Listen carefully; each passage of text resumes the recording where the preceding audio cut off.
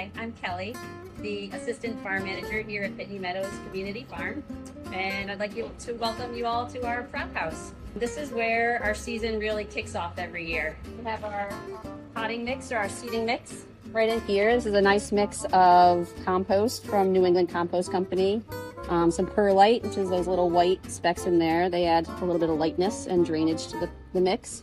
There's some peat moss and then some other kind of minor ingredients like probably some blood meal or bone char that help give the seedlings a little bit of extra fertilizer.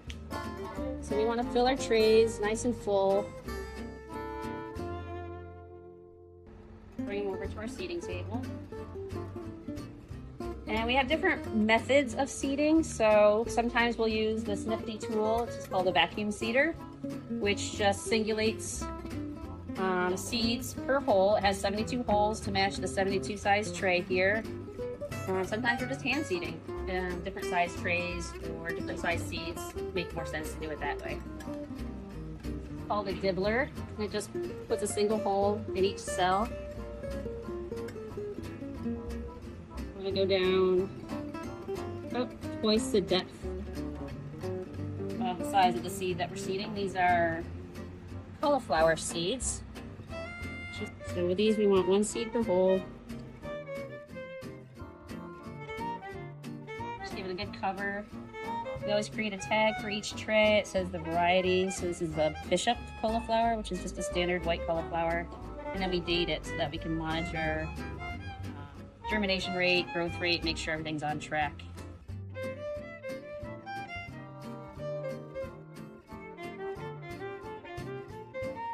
Really want to make sure that it's saturated all the way through and dripping out the bottom.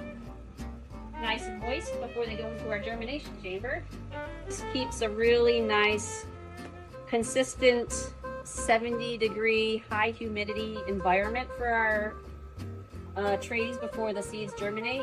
It really encourages a nice, consistent germination rate, which is what we're looking for. So they'll be in here for a few days, and once we pull them out, we pull all of our trays out onto these benches. I'll mention that this is a new addition this season that we've added to our prop house. It's like a little mini tunnel inside of our greenhouse, and it's been really helpful on colder nights. Pull it closed.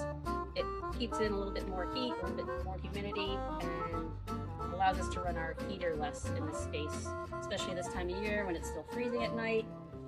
This is a 30 by 90 foot high tunnel, so we don't want to spend a lot of money and energy heating this all night for just a small number of plants at the beginning of the season. So we set up these little mini tunnels, which have been very effective, and we really like them.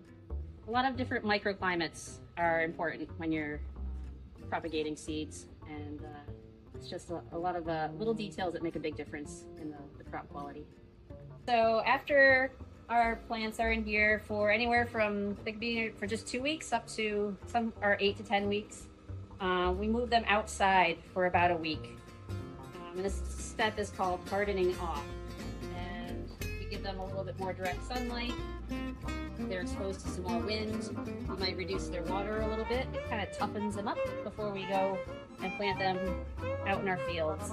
So I just want to thank you for taking the tour with me of our prop house, and I'll see you out in the fields. So.